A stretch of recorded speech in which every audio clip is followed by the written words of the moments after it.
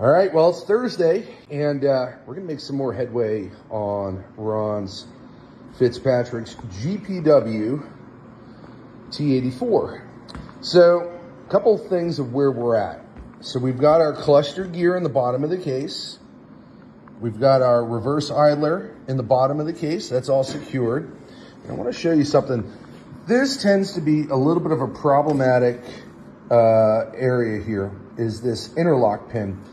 Now, interesting about the T84 shafts is they don't have as much of a taper on them to get secured in the case like a T90. So, one thing that you want to do is, if you looked at the last video, when we put these shafts in, we kind of put them in loosely. We did that on that side, just enough to come through the case. So we can go ahead and take, I love these pliers, they're a small little tiny 5-inch plier. And we can rotate to get that pin in there, or the interlock tab. So one thing that you can do, and this is just something that I do because they tend to fall out. The T90s have a T type of interlock tab that gets held in place right on top here. These don't. So one thing I do is I use a little 640, and right before I drive these pins in, I go ahead and I put a little retaining compound. The next thing that you could do is you can take a machinist ruler and put it on the top and the bottom and look and see if you have a gap. If you have a gap, then we know that the interlock pin is not going to hit the case when we put the assembly in there, okay? So that's a little trick. Now, you can put your gasket on there if you want, but I like doing the machinist ruler because it's a straight edge. The next thing that we're going to work on, now that we have everything assembled in the case, and I like using a setup bearing. This is a Timken setup bearing that goes on the back, slides nice and easily on, so I can go ahead and start double checking my clearances and see, and kind of do a basic rotate and just see if there's any tight spots or anything that may be alarming that we need to address. Now that we've got this all secured, the next thing is we work on the front. Now in the Joe's Motor Pool gasket kit, you're gonna get one of these type of gaskets. So it's almost like an armide fiber gasket. Really nice gasket, very malleable as opposed to the paper. Okay, and some kits out there, you'll have felt, some you'll have a cork. So Ron had supplied us with the full gasket, so we're going to use the cork. One thing you want to do is don't put this on dry. We want to put a little bit of lubricant on that. You can soak it in oil if you want. I happen to use a very high moly grease. We're going to do a light grease inside, okay?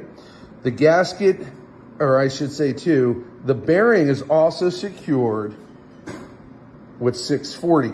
Once that dries up, and we let that dry overnight, that bearing is secured in the case.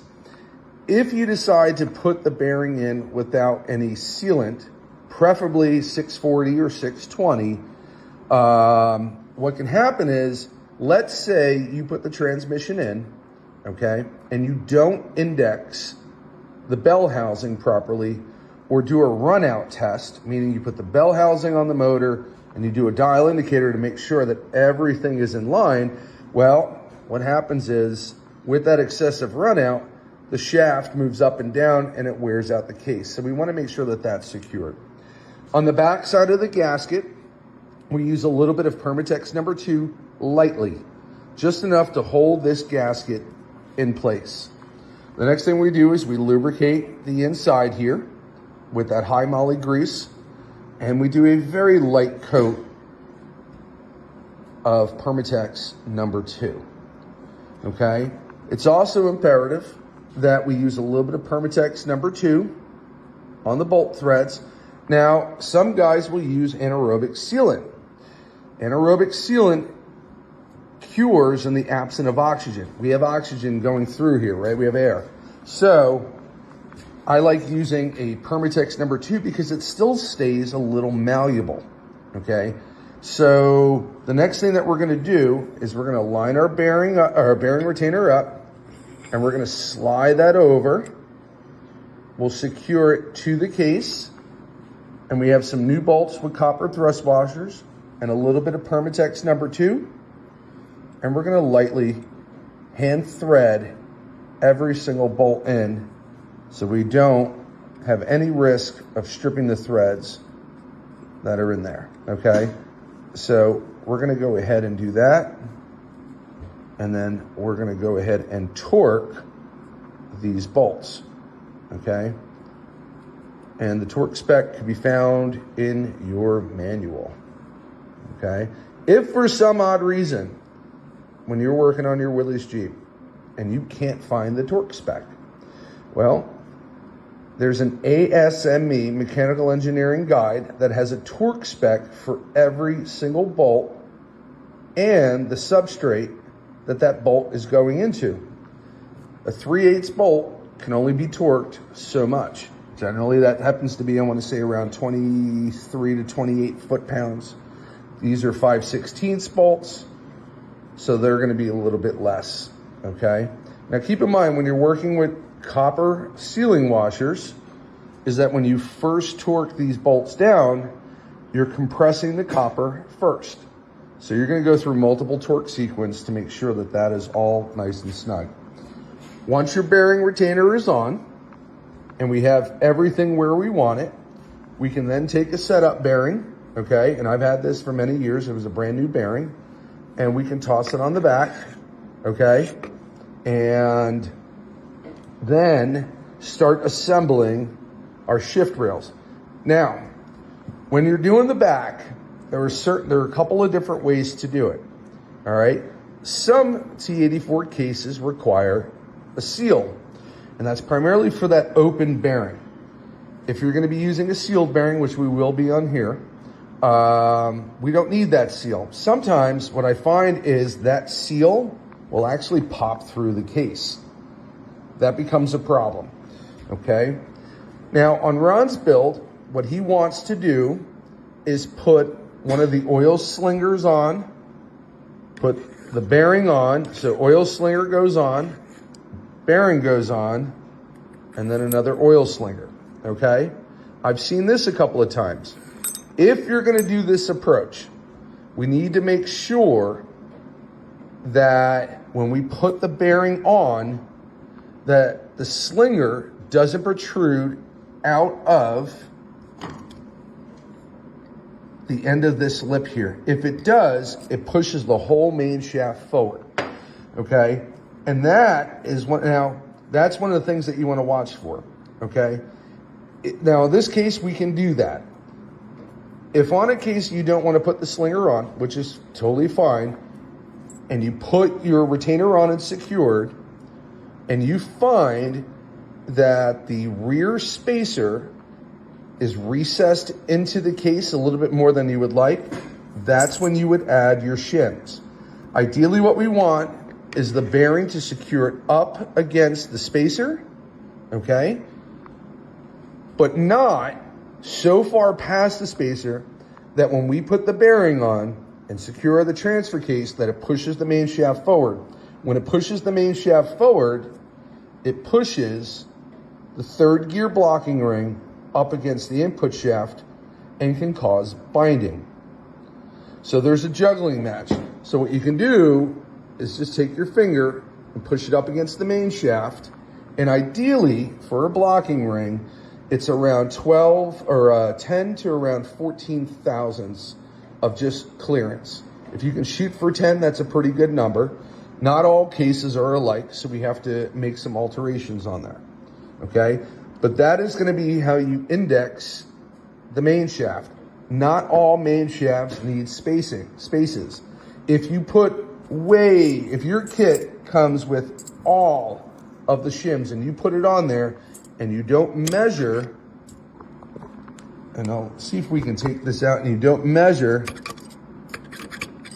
this may be a little hard with if you don't measure the spacer on here, you may not be able to do this with the phone, but if you don't measure the spacer and where it is in relationship to this lip, you run the risk of pushing this all the way forward. If we push it over too far or pull it too far back, Well, that poses another issue. The timing of the ball detents that are in your shift rail, okay, now become off. Which means when you go to shift in either second or third gear, what happens is the collar will hit the back of second, the front of second gear here, but the ball is not completely lined up with the detents, and that becomes a problem. There were a number of shift rails that were out there that these were off by a few thousandths and caused some issue. You would put your shift rail in there and you would notice that the pin that holds it together was off. So the shift rails that we have here, they have all been checked. We put them on a lathe. We made sure that they were centric. We put it on a granite stone, rolled them just like a pool stick, and just make sure. It's always a good thing to double check the parts that you have. When parts are in mass production, sometimes things get missed, okay? It doesn't mean the whole line is atrocious or failed. It just means that possibly that particular part. So we got everything lined up where we want. We're gonna secure this to the case. We're gonna put our setup bearing on the back, okay? We're gonna keep that in place, and then we're gonna start working on our shift rails. We're gonna put our springs in. Those will go in next, and we're gonna go one at a time, put the ball on top, of course, and start putting our shift rails and put our new shift forks. Remember we were talking about this? They're a much tighter fit than the original style that tends to have a little bit more play, okay? So that's gonna be the next step that we're gonna be doing here. And keep in mind, here's another thing.